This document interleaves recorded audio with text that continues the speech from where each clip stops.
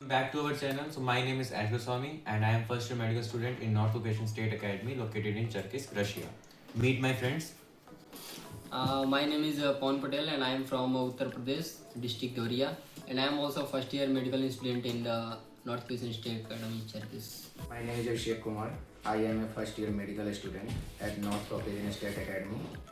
तो रशिया में जैसे कि रजिस्ट्रेशन शुरू हो गया तो हम लोग एक वीडियो रजिस्ट्रेशन पे बना रहे हैं और हमारे साथ बैठे हैं दोनों, तो पूरा एडमिशन प्रोसेस और रजिस्ट्रेशन के बारे में बताएंगे। तो यहाँ जैसे कोई भी लड़के जो स्टूडेंट हैं जो एब्रॉड प्लानिंग कर रहे हैं, तो जैसे कि रशिया के सारे यूनिवर्सिटी में रजिस्ट्रेशन शुरू हो गया है।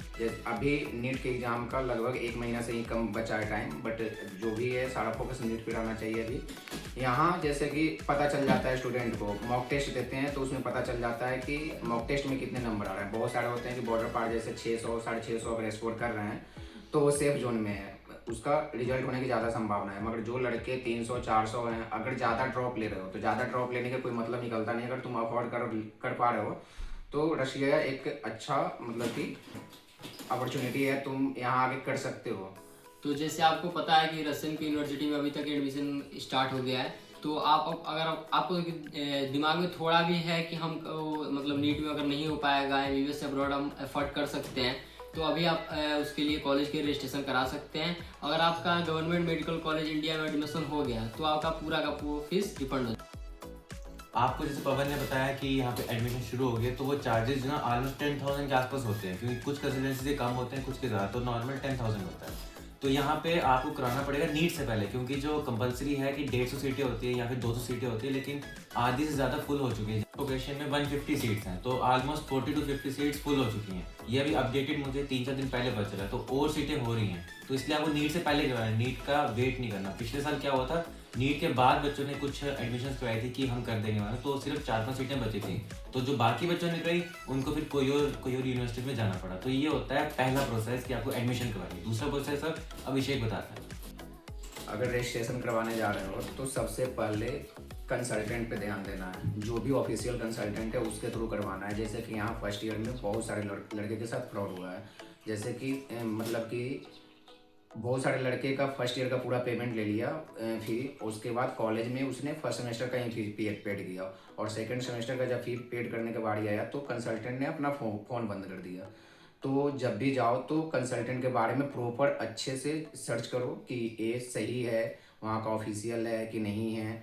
उसके बाद दूसरी बात यह है कि जो भी कॉलेज आ रहे हो वहाँ का, जैसे कि रशिया में आ रहे हो तो तुम्हें ब्लॉग के थ्रू सबसे ज़्यादा इन्फॉर्मेशन मिलती है, तो वहाँ के स्टूडेंट से बात करो, वो तुम्हें वहाँ का रियलिटी बताएगा। हर कंसल्टेंट तुम्हें हर चीज़ सही नहीं बताएगा।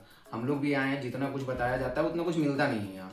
तो वहाँ के लड़के से बात करना जरूर, जिस भी यूनिवर्सिटी में जाओ वहाँ के लड़के से बात करना, उससे अच्छे से समझ लेना कि क्या क्या कैसे क्या है, तो उसके बाद ही। और जैसे कि हम लोग, जैसे मेरा डिस्क्रिप्शन में नंबर है, अगर हमसे जुड़ना चाहते हो तो उस पर मैसेज कर सकते हो। जब हम फ्री होंगे तो रिप्लाई करेंगे। और इसका जो एडमिशन का जो इसमें क्राइटेरिया है वो बताएंगे ये लोग। मतलब हम लोग रजिस्ट्रेशन करने के लिए पहले इसलिए बोल रहे हैं क्योंकि जो भी अच्छी क्वालिटी कॉलेजेस होते हैं, यूनिवर्सिटीज़ होती हैं, जो लो बजट यूनिवर्सिटी होती हैं, उसको स्टूडेंट जो होते हैं जल्दी अपना रजिस्ट्रेशन करा के उसको अपना सीट फिल कर लेते हैं। तो फिर जो बाद में लड़के आते हैं उनको उनके हिसाब से कॉलेजेस वगैरह नहीं मिल पाती है। इसलिए बेहतर ये होगा कि मतलब थोड़ा जल्दी रजिस्ट्रेशन करा ले ताकि आपका सीट सिक्योर हो जाए उस यूनिवर्सिटी में। आपके दिमाग में एमबीए एब्रॉड करने का थोड़ा भी ख्याल है तो सबसे पहला जो क्या बोलते हैं डॉक्यूमेंट होता है वो है आपका पासपोर्ट। तो अगर आप उसको आज अप्लाई कर रहे हैं तो उसको आने में कम से कम 20 से 1 महीने लग जाते हैं। तो सबसे पहले जरूरी आपका है जो पासपोर्ट हुआ। उसके बाद से पिछले साल का अगर नीट स्कोर है, अगर नीट एग्जाम से पहले अगर आप रजिस्ट्रेशन करवाना चाहते हैं तो पिछले साल का जो आपका नीट स्कोर है वो लगेगा, और 10-12 की मार्कशीट लगेगी। ये जो डॉक्यूमेंट्स है मतलब पहले से अगर आप रखते हैं तो उसके लिए सही होगा रजिस्ट्रेशन के लिए।